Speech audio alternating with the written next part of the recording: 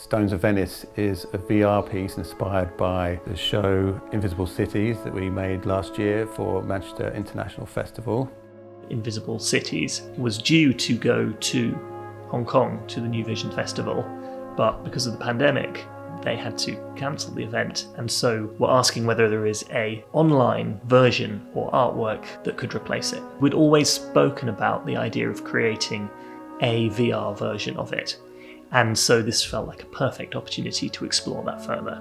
This collaboration with the university in Hong Kong and with New Vision and all of the various artistic partners both in the UK here and in Hong Kong has been really fascinating because it brings that question of language very much to the fore. Of all events that have ever occurred. I see it, Venetian. I understand. We've got the very interesting proposition in this case that we're dealing with at least two very different audiences, the English-speaking audience of the original piece and the Cantonese-speaking audience that's predominant in Hong Kong. So we decided to record the piece both in English and in Cantonese. Hello. Hey, Jenny, how are you? Hello, everyone. Good to see you again. It's been a real challenge doing this project, working remotely, and yet everybody's risen to that challenge and it's worked remarkably well.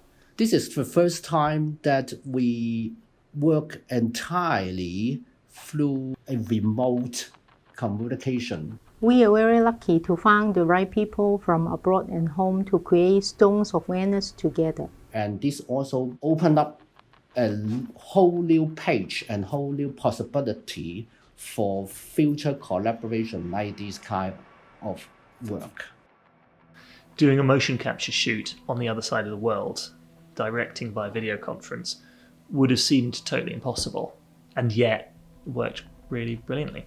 Like if you were on the train marking this? It really did feel very much of a cross-cultural exchange where I was very much experiencing new dancers and meeting new dancers and having our Rambert dancers meet new dancers in Hong Kong, and that result to me was a positive one. The form of Marco Polo is starting to build, and it builds into the dance. Okay.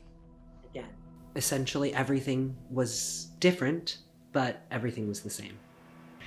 It's funny to think that we were supposed to be in Hong Kong around now for the next version of our live performance, but obviously we're not there anymore. How has the writing experience for this version of Invisible Cities been for you?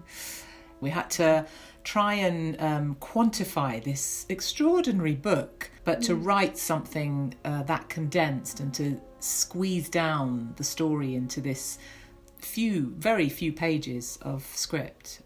I really enjoyed it. It's very much a distillation of one of the key moments from the narrative and an exploration of some of those core ideas behind the piece. So in a sense, this opportunity of exploring some of the themes of our original production of Invisible Cities in this new, concentrated, shorter but more focused virtual reality production means that we can dig deeper into some of those more mind-bending ideas and really explore those in full. It's a really interesting and atmospheric story, which I hope we've made to be a really immersive experience. Acts 1 and 2 of Stones of Venice are based on very real locations. So we're firstly based in Kublai Khan's ancient city, and then we transitioned to Marco Polo's Venice. So actually devising the virtual environments for these locations was based very much on research. What's really exciting about designing virtual space in VR is that you can create an environment which you believe to be reality and then morph it and transform it in ways that defy the laws of physics so that the audience is completely surprised and marveled by the transformation. Exploring what can be done with 360 and VR film is really fascinating because I don't think anybody's really solved it. There are no rules yet. And to some extent, this unique interactivity of VR in a way gives back to, let's say,